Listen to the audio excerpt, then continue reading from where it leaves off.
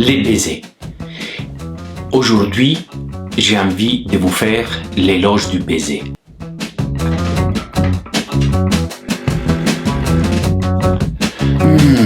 Smack.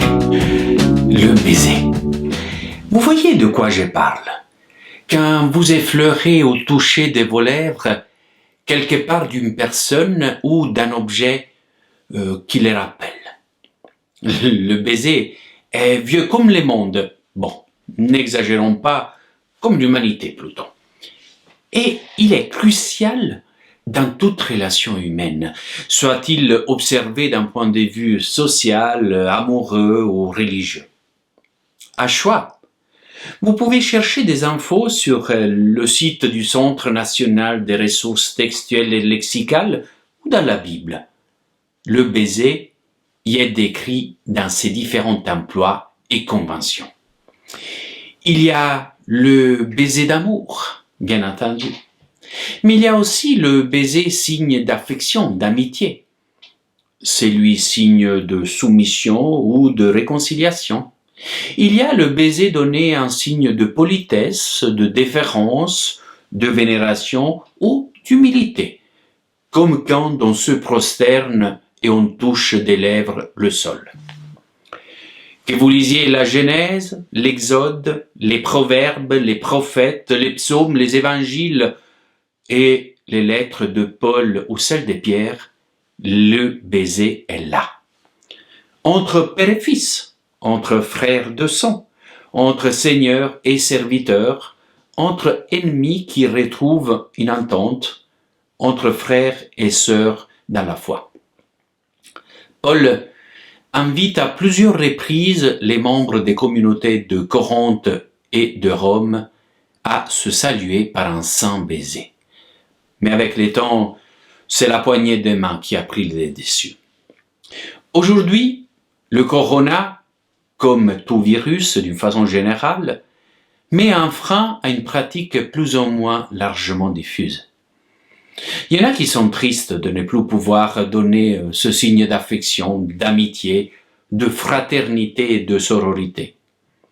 Il y en a d'autres qui vivent cette contrainte comme une sorte de libération et espèrent ne plus devoir s'y plier à l'avenir. Pour quelle raison en sommes-nous là? Il y a une question de relation au corps, bien sûr. Il y a des êtres plus ou moins tactiles, plus ou moins câlins. Il y a des raisons culturelles, sexuées et machistes. Il y a peut-être aussi l'effet que, pour certains, le baiser a été galvaudé, en perdant ainsi sa symbolique et sa force. On les distribue à tout va, sans trop se poser la question du pourquoi. On bécote l'air dans une sorte d'escaramouche entre joues, comme chez nous en Suisse. Pourtant, si l'on revient à l'histoire et au passage biblique évoqué, le baiser, c'est lui que j'ai évoqué tout au début, où l'on prend le temps de poser ses lèvres à tout son sens. Le baiser qui débute ou met fin à une rencontre est un signe de politesse qui annonce l'arrivée ou le départ. Le baiser familial est un signe d'affection. Le baiser du supérieur est un signe d'estime.